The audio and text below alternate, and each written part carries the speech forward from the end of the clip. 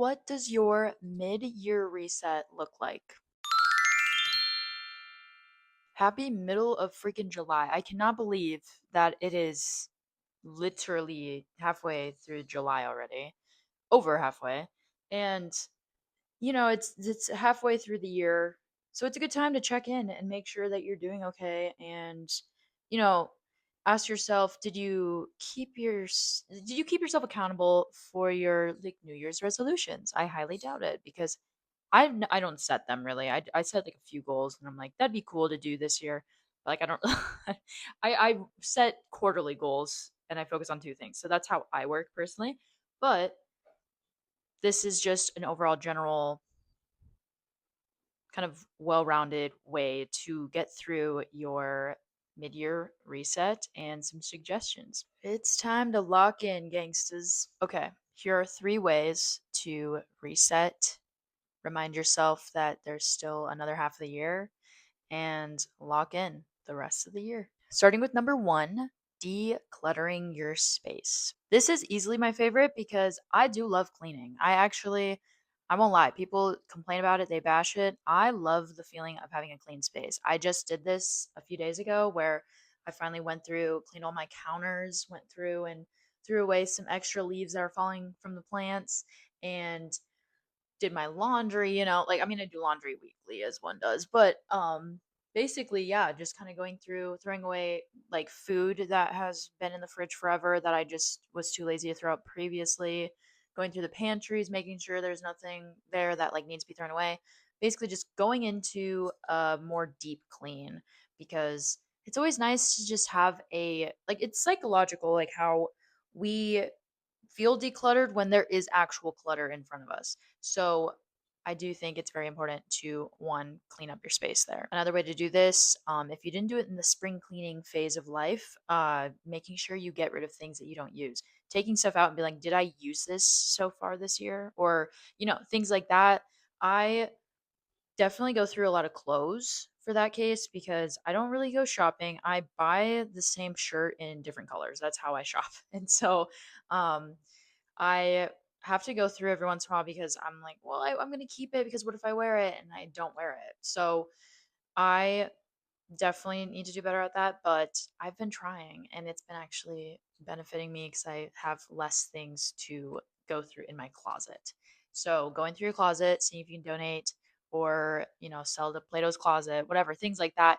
The the clothes go straight into mind, but there's also items. Like I've gotten rid of so many bags because I'm like I don't wear a lot of purses. I have a few purses that I rely on and tote bags, but I don't need that many purses. Like, I don't know why I kept buying purses. And they weren't even like the expensive ones, they were just like cheap ones that I thought they were nice. So, going through that, going through like my hobby corner and seeing if I have any, funny enough, seeing if I have any book recommendations for people because I do give books away. And I tell people, like, oh my gosh, you should read this. Because that's my goal one day is to have like a library of books so that I can give them to people and like mentor other, like, I don't know, it's just a whole like philosophical take on like giving because I've been given so much and that's my little goal. But yeah, decluttering your space, super important, keeps your mind at ease. Definitely one of those things that you should do all the time, but if you want to focus on more of like a mid-year reset kind of vibe, then yeah, declutter your space. Number 2, reflection. Now I have a bunch of questions written down, so I'm going to go through and read those. But I love reflection. I talk about it a lot. There is an extent to where like if you do that too often, there is such thing because you can go down a rabbit hole and then you never climb out and you're stuck in this retrospect of your life rather than, living in the moment or thinking in the future. Um but reflecting is definitely important, especially, as a reminder not many of us keep New Year's resolutions, so let's double check on that. Let's circle back on that and make sure that you are actually following through with what you want to be and if you're in alignment with who you want to be. Starting with number one in this section, what is your biggest accomplishment this far in the year? Number two, what are some things that you've struggled with? Number three, where do you want to be 6 months from now? Four, what area in your life did you grow the most? Five, where do you want to see the most growth?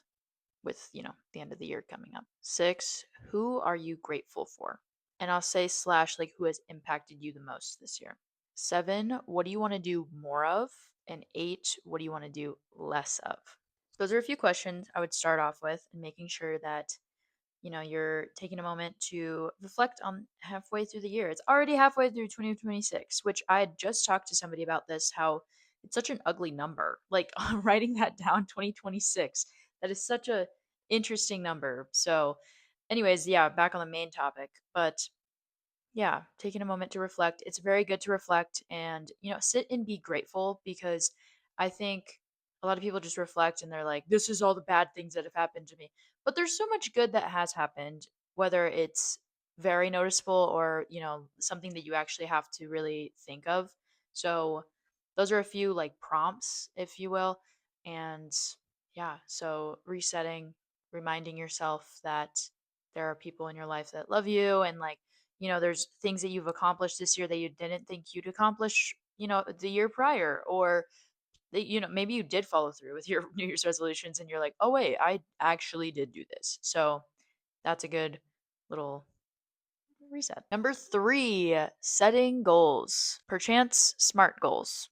As a reminder, SMART stands for specific, measurable, attainable, relevant, and time bound. Sorry, I pause. Every single time the R throws me off, actually. But yeah, so SMART goals stands for that. It's the easiestly the best way. Wow, I said that very interestingly. It's easily the best way to set goals for yourself, because that's like a very good map, like you have 6 months. It's time bound now. And that's where you start off with. In 6 months, I'm going to blah blah blah. Now, it's also important to set small amounts of goals, because I think one thing people do every single year, every single time they set goals, whatever, they make like a giant list of things that they want to do. And then they're like, I'm going to do this, and then this. And it's overwhelming, because if you're looking at this and you're like, oh my gosh, where do I even start? Then yeah, it's too much. So that's why I set 2 per quarter, because it's easier. And I also had learned that from other people and this course through Sioux Falls, or in Sioux Falls, Leaders of Tomorrow. And, or actually, it was Author My Life, the like sequel type of thing where you go deeper.